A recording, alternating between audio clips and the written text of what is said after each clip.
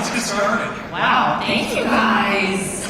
It's a nice warm welcome to come home to North Carolina too. Thank you.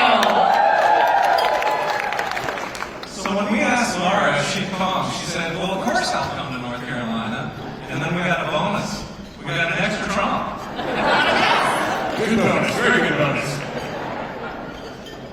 So Lara, I gotta apologize. Eric, when I first met your wife, now 8 years ago, she came to the NCGOP headquarters, and we met, we went through North Carolina and how we're going to win, and then we went to an event, and at the end of the event I said, Lara, you're going to be a star. I was wrong. You're a superstar. Oh my gosh. Well, that was very nice. First of all, yes, we met 8 years ago when I was 15. I just want to be very clear for everyone here. I first just want to say thank you guys to everybody in here. You might know that my father-in-law in 2016 did the unthinkable when I came here to North Carolina and told me the one state that Hillary Clinton had said was her firewall, which was my home state of North Carolina, that he needed me to win it for him. And I want to say thank you for win number 1 in 2016.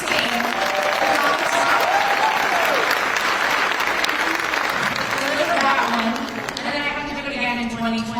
And the state of North Carolina won for Donald Trump in 2020, of course.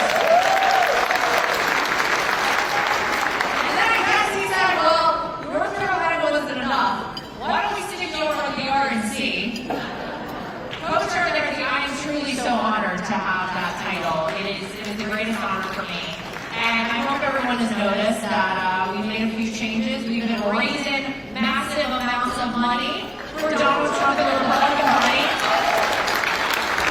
But I'm going to tell you one thing I need from you, because I think that if I don't win this state again for Donald Trump, no pressure, Jason.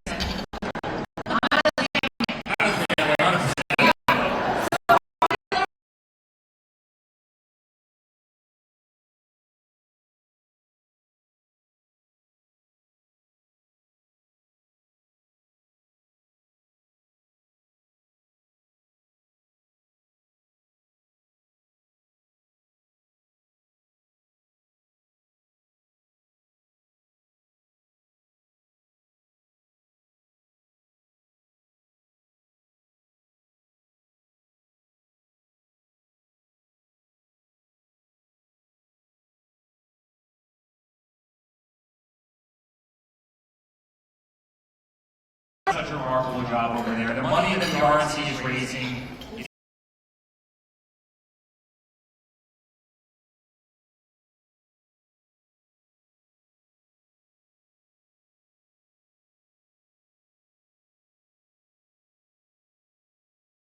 As you were then elected to be the co-chair. What are those changes that you guys have been making? Well, you may have noticed that last month, in the month of April, Donald Trump, the campaign, and the RNC together raised $76 million. And I'll point out, at the same time, guess what Joe Biden and the Democrats raised? $51 million. We beat it by $25 million. And our average donation is $29. So that speaks volumes, and that really tells you all you need to know. We did a little staffing change, so to speak, at the RNC from the jump. You know, you bring in a new CEO of a company, you want to bring in some new people, and we did just that. We have gone through every vendor and every contract at the RNC because we want the highest and best use of every single one of those dollars donated. We now are, and I can say this, as Jason pointed out, this is my third campaign, if you can believe that. Again, I started at 15, so it's amazing. But what I can speak to is the fact that prior to today, we worked alongside the RNC as the Trump campaign, but never really a fully integrated one party, like a one entity. And we truly are that now. There is no daylight between the RNC and the Trump campaign. We are one group, and the advantage that gives us is it allows our money to go farther. We are not paying two people to do the same job, one at the RNC, one at the Trump campaign. We have one person for one job. We are laser focused on the mission at hand. and we work cohesively together as one unit. That is amazing. The other thing you'll notice if you come to our headquarters in Washington, D.C., is that the bulk of the staff, the bodies that are actually in the RNC building, are dedicated to one cause: election integrity. It is, because I don't think it's a mystery to anyone in here. 2020, we can never allow to happen again, right? And if we do not have free, fair, and transparent elections, then what the heck are we even doing here? We can't call ourselves the United States of America. So Michael Watley, the chairman, and I, who thank you guys from North Carolina for giving us Michael Watley, and Jason has done an amazing job in that capacity, filling those shoes. We have pledged to have 100,000 election integrity volunteers and attorneys come November 5th, Election Day, boots on the ground, people in every polling location, not just poll watchers, people working in the polling locations, attorneys in every major polling location across America who can strike at a moment's notice. We cannot be reactive, we have to be proactive. Those are the things we are focused on right now at the So Eric, watching the news, looks like your father's been busy. We've been a little bit busy. We call it the icebox university. They're so petrified of man. By the way, we might actually wake up. I don't think he's asleep. We might be bothering him on Friday. Should we call Donald Trump? Will you pick up North Carolina? Let's see. If he knows what's good for him, and who his daughter-in-law is, he'll pick up for the state of North Carolina. All right, let's see. Go pick up.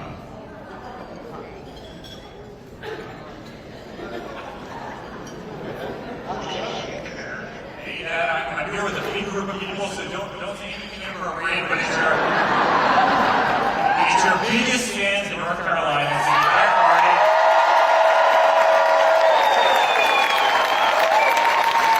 I'm here with the famous Jason and the very famous Lara Trump. And everybody is ready for you to win on November 5th.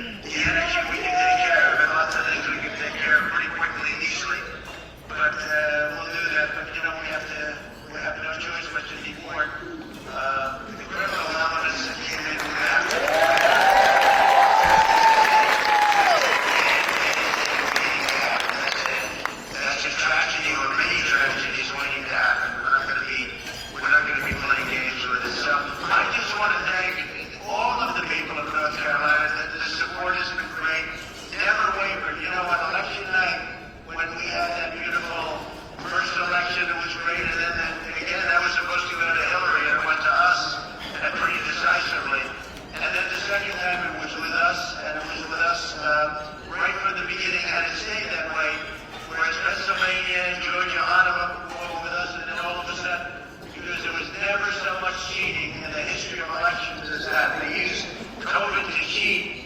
And I want to just thank Michael. You know, Michael Watley did a fantastic job.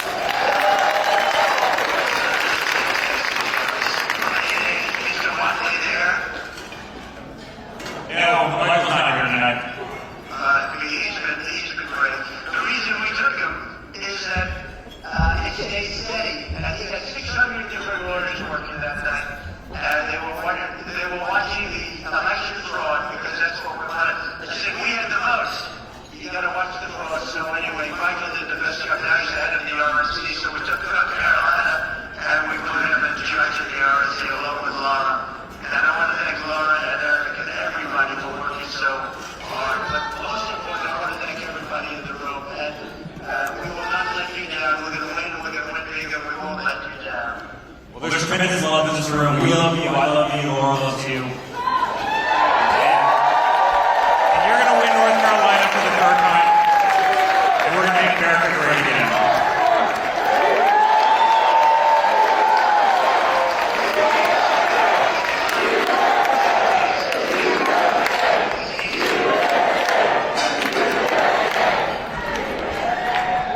So guys, I've spent the last, 2 weeks in the courthouse within New York. They try to use legal alter to take out of this race, and it's almost unthinkable what they're trying to do. But for whatever reason, the Democrats never understand the concept of, reverse consequence. He goes into court every single morning.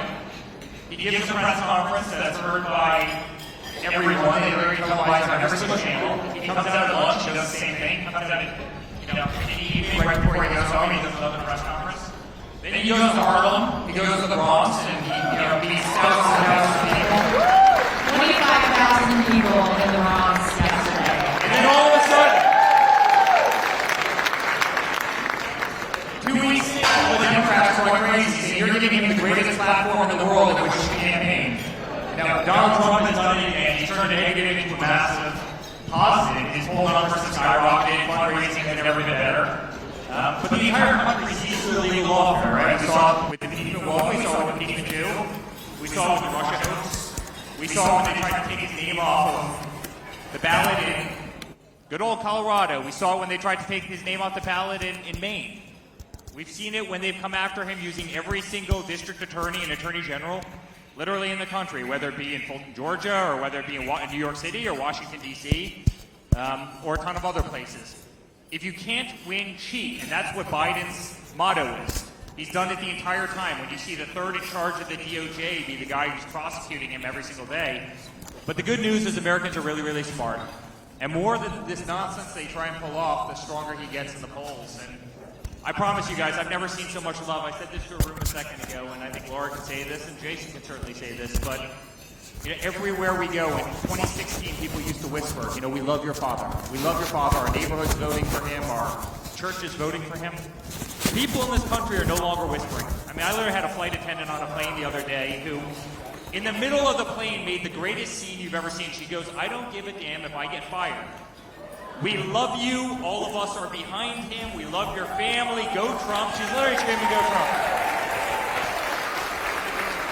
The passion in this country has never been stronger to save this great republic, to save our flag, to save our Constitution, to save our First Amendment, which is totally under attack, to save our Second Amendment, which is totally under attack, to change, to save the family unit in this country, which is also under attack. And I feel more confident than ever, especially because Laura's in there. They did some great rhino hunting. You know what rhino hunting is, where they kick out all the rhinos? She did some great rhino hunting. And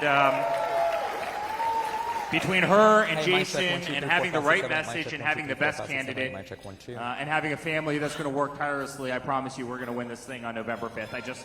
I promise you we're going to win this thing on November 5th. If I could say one thing, just to piggyback on that very quickly, the idea that everything they throw at Donald Trump doesn't work and it actually backfires on them, I think it's because what we have going on in this country right now is not Republican versus Democrat or left versus right.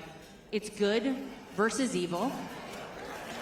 There's a spiritual element to everything going on right now, and I believe that Donald Trump was made for such a time as this because there is no one else who not only could take everything they have thrown his way, but still be standing, still be fighting, still be facing forward, and still be ready to win. That's what we have to remember.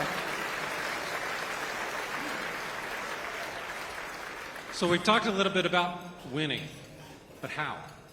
One of the things that we've talked a lot about, especially at the Trump victory in the RNC, is early voting and absentee vote by mail, and especially here in North Carolina, where we have absentee ballots that will start dropping on September 6th, and then we have 17 days of early voting.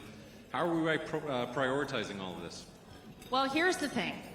I think everybody in this room can agree that we want to get back to a place where we have 1 day of voting, we have paper ballots, and we have voter ID required all across this country, right?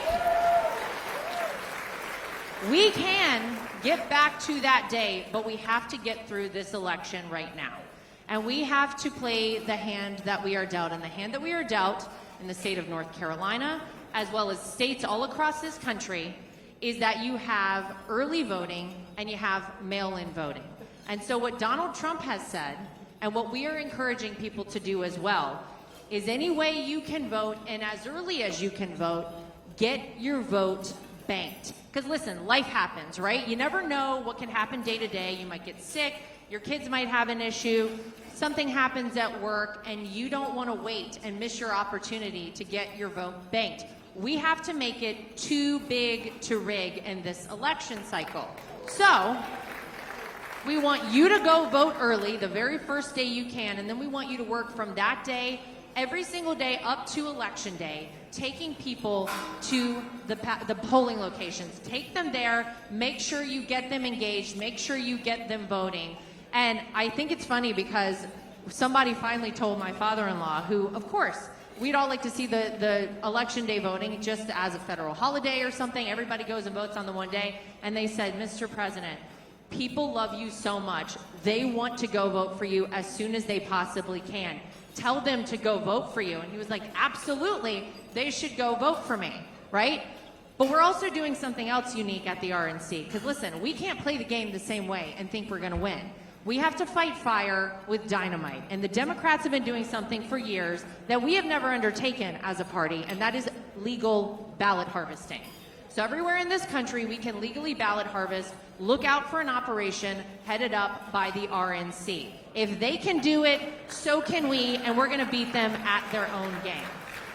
So I want to encourage everybody in here. We are going to have people, trained people from the RNC at the tabulation centers where the mail-in votes come in. We are going to have people physically able, as poll workers trained by the RNC, to handle ballots, to work in these polling locations.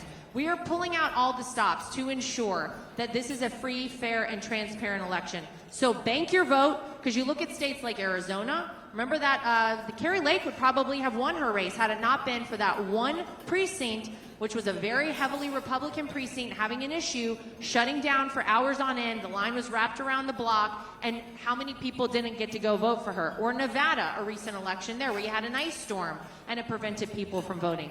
Get your vote banked, take people from that day all the way to election day to go vote every step of the way, and that is how we're going to make it too big to rig. Amen. So Eric, we're in Memorial Day weekend, where we honor those that have fallen and made the ultimate sacrifice. And I know we have a lot of military veterans in our audience, and especially President Trump, somebody that honored and revered our military, and the military looked up to him. And we're seeing right now across the globe really the destruction of really the American pride and the dominance that America holds. And especially as you see Russia in Ukraine, Iran attacking through its proxies in Israel. You know, your dad really brought peace through strength, and we're looking forward to returning to that when he gets elected. I know you've talked about that with him, and it's really making sure that we're strong on the global front again. You know, it's really amazing. Before my father announced he was going to run for president in 2016, he'd read articles all the time.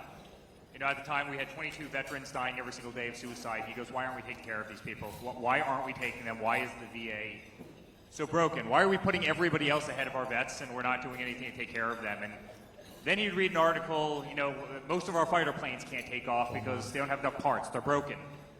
Then he sees 60 Minutes. You remember this famous clip where they go into the ICBM silos, and you have some missileer saying how, you know, everything's antiquated and nothing works, and he's sitting there saying, how can our military be as broken as it is? How, you know, I want to run, and I want to run because I want to fix all of this. I want to fix the problems with the VA. I want to fix suicide plaguing our vets. I want to rebuild the military. I want to create the greatest fighting force in the world.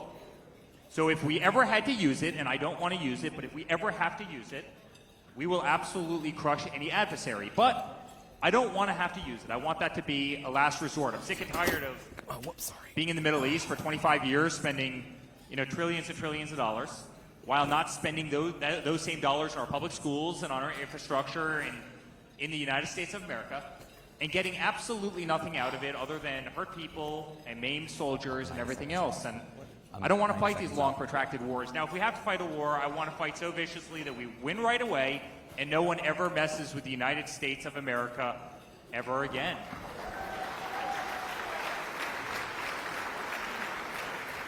And that was really the doctrine of peace through strength. I mean, Reagan said it better than anybody, and my father really, you know, finished it. He was the first president who never brought the United States of America to war. And in fact, he ended a lot of wars. A great statistic, in the last 18 months in Afghanistan of his presidency, not a single service member lost their lives.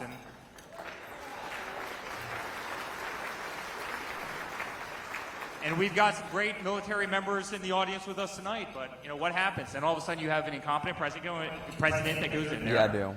You have a Joint Chiefs who worry more about kind of, you know, woke culture than they do about actually war fighting. You have Millie that's up in Congress saying, I want to understand what, you know, white privilege is, and, you know, I want to rename, you know, Bragg, I want to name it, you know, Camp Liberty and all sorts of nonsense, right? I mean, these worthless exercises that don't benefit anything.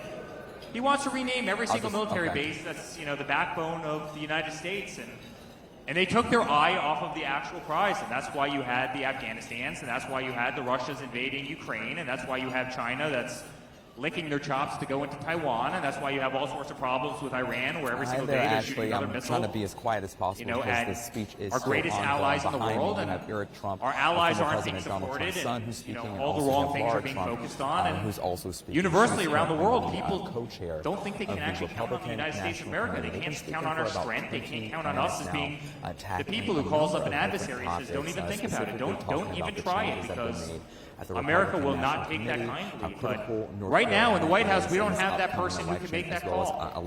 And I promise you, Donald Trump is. He's made that call before, and he's had to act. He's acted very decisively. He did that against Soleimani. He did that against al-Baghdadi. And that made a major mark what matters to them most all across the world. People like Kim Jong-un, they respected us. Is the economy. They respected the United States of America for the first time. Education, you know, whereas Obama was so, looking at North Korea from plexiglass 8 miles away. In just a moment. My father walks across the DMZ, shaking hands with his arm around this little guy.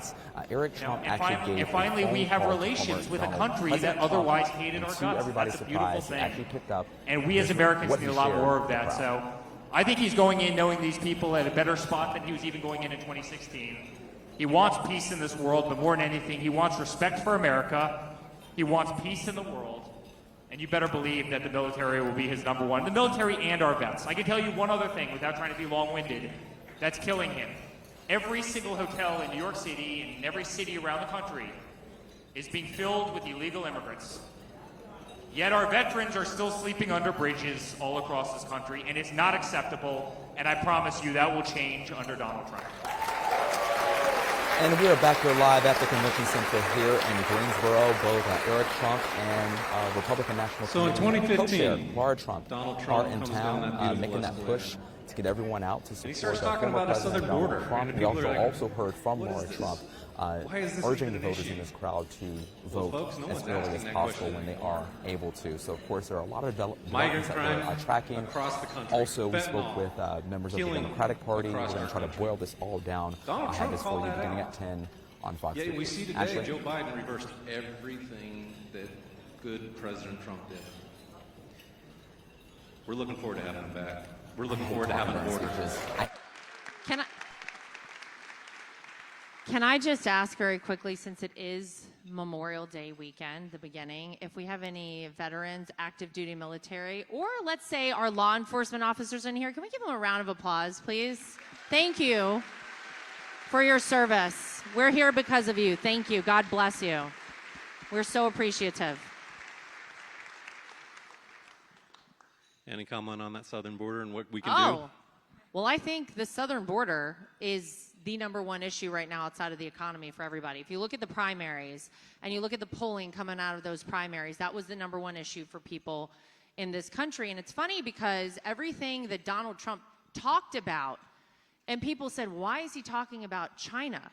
Take a look at China right now, ladies and gentlemen. China is trying to usurp us as a superpower of the world. They are trying to invade Taiwan. As Eric said, they're licking their chops for it. When you look at the southern border, this is something that we cannot sustain as a country. You can't have millions and millions of people just coming in here illegally. They broke our law initially to come here, which Joe Biden gave a green light to do. Kamala Harris, our border czar, are you kidding me? Invited these people here. And it is so detrimental to our country. Not only does it tax every system we have, from our healthcare systems to our educational systems. You literally have people sleeping in Logan Airport, in airports in Chicago, in LAX. You have a situation that is unsustainable, but put that aside for a second and just think about the fact that this fiscal year alone, we've had 300 people on the terror watch list that we know of come across that southern border, and all it takes, as we know, is one person with bad intentions and a bad plan to do harm to this country. Donald Trump saw it before it became a problem. Joe Biden, in an effort to pander and to do the things, the virtue signaling that they like to do on the other side, because you know they base everything on the Democrat side on emotion. We on the conservative Republican side base it on cold, hard facts and reality and policies that actually work, right? So his attempt to say, I'm not Donald Trump, I'm going to reverse all of these policies, that one policy alone has been so costly to the future of this country. We better get Donald Trump back in that White House in 2025, because without him, we will not have a country left. We will not be able to sustain this. And I can promise you, as you just heard directly on the phone from Donald Trump himself, not bad for a night here in Greensboro, North Carolina, right? Hearing from Donald Trump. He's ready day one to shut down that border and to start deporting people who shouldn't be in this country. So Lara mentioned the other important issue that people are going to be going out to the polls, the economy. Eric, you're a businessman. You see it every day. The decisions that are being made at the White House and how they're devastating people across our country.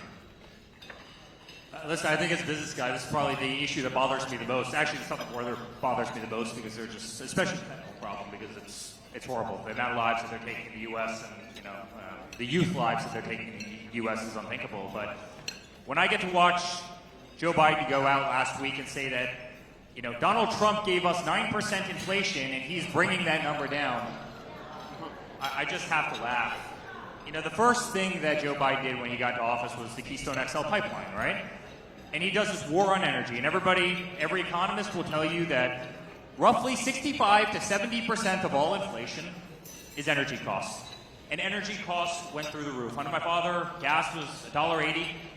Right, it hovered in there. We had the lowest gas prices, the lowest diesel prices, the lowest heating oil prices, and the lowest natural gas prices in the history of our nation. We filled up the strategic petroleum reserves at, you know, like 2 pennies off the lowest gas prices had ever been in this country. Day one, there's a war on energy. Day one, inflation starts soaring, right? The cost of everything. You go to Home Depot, you want to buy a 2x4, it's, you know, $15. A sheet of plywood goes to $80 in this country. I mean, everything goes through the roof. And then Joe Biden goes out and says how great his economy is. It's really interesting because he was always touting the fact that he was going to help the lower and middle classes, yet under his economy, the only people that actually did well were wealthy people who had hard assets where inflation just inflated the value of those assets, right? Guess who got crushed? People whose wages didn't go up nearly the same amount as their rent, as their groceries, as their eggs, as their fuel, you know, as other, you know, consumables that they were otherwise putting in their mouths. And I mean, he's really crushed his country. He's made it devastating. Second of all, you've got one of the strongest dollars you've ever had. What does that do, right? That sounds like a beautiful thing, but it's not a beautiful thing. It just drives all our manufacturing overseas. So, you know, as my father was bringing manufacturing back to this country, because he was actually promoting the U.S. workforce and he was deregulating our country and the biggest tax cuts in the history of our nation, manufacturing was coming back here. We are proud to manufacture great products again, and we can do it better than anybody else in the world.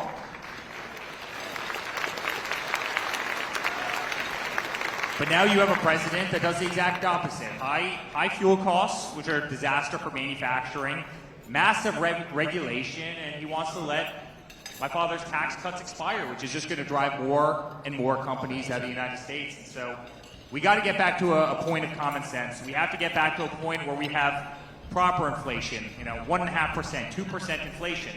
You can't have it running as high as it is. It's going to kill this country. I mean, my father always talks about it as inflation being a country buster, but it is. I mean, look at every country that's had high inflation. Argentina is one of them, right? I mean, how many times has it gone bust in a row?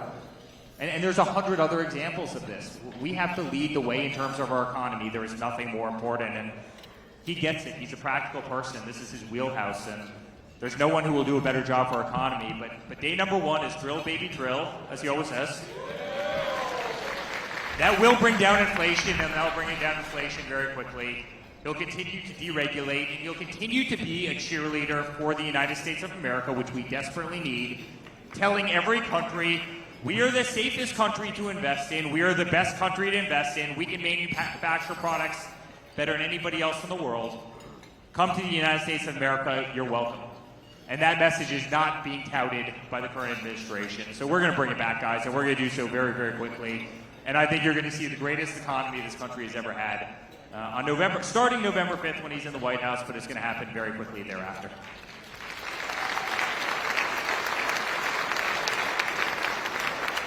So Eric, Lara, it's been fun to be with you this evening. It's always a pleasure. Back in 2016, newlyweds, now watching you run around chasing kids, not just dogs. So we appreciate everything that you guys do. And I know my daughter thanks you because of Lara. We have dogs, so thank you, Lara. I'm a crazy dog lady, in case nobody knows. In fact, upstairs right now, we have our 2 children and 2 dogs upstairs in a hotel room. I'm not even joking. And just a side note really quick, and then I want to hear what Eric has to say. Our wedding anniversary, our 2-year wedding anniversary, was Election Day in 2016, November 8th. So thank you guys for giving us the greatest 2-year wedding anniversary we've ever had. And we're going to do it again this year. A couple days early. Guys, closing thoughts tonight. First of all, we love North Carolina. I mean, obviously, I married a Southern belle. I love her very much. If she doesn't win this for us on November 5th, she might have a little bit of problems marriage-wise and family-wise.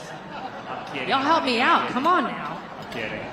But we're going to win. It's not going to be a problem. We're going to win. But just please know that our family's going to fight. No different than everybody in this room. I mean, we're all in this together. And you've got so many congressional candidates. You've got so many friends, so many people we love dearly, so many people who are going to kick, you know what, in their respective districts. But just know that our family, we're going to be out there every single day fighting.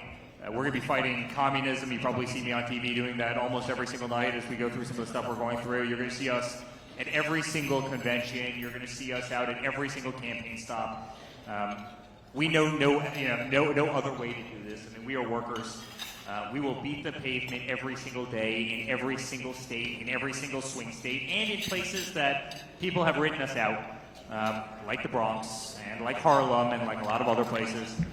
Our family's going to work tirelessly. We got to save this country. We've got to save our Constitution. We've got to bring back God. We have to bring back family. We have to bring back the guiding principles of our nation. We have to bring back our economy. We have to get this old, decrepit person out of the White House who's just not representing our country at all. And we're going to make America great again, and we're going to do it together, and we're going to start in North Carolina. And so we love you, and I love you, and I even love Jason. Jason's the greatest. I love him in a different way, if that makes sense, but I promise you guys, thank you on behalf of our family for fighting as hard as you do. We will make you proud, and we're going to win this. And You've got the best representation in the entire world to do that. Before we go, I just want to give a special thank you to this room. As a girl who grew up in southeastern North Carolina, first and foremost, it was an honor to be a part of the Trump family. And I never in my wildest dreams ever believed that something like that was in my future. So that alone happening was incredible and truly humbling. Then to be a part of the first family of the United States of America, my second greatest honor ever. And now to be the co-chair of the RNC. I know that I started out at Laney High School and Noble Middle School in Wilmington, North Carolina. I truly hope I do you guys proud. Thank you, thank you, thank you. I love you all. God bless you guys. Let's go win. Thank you.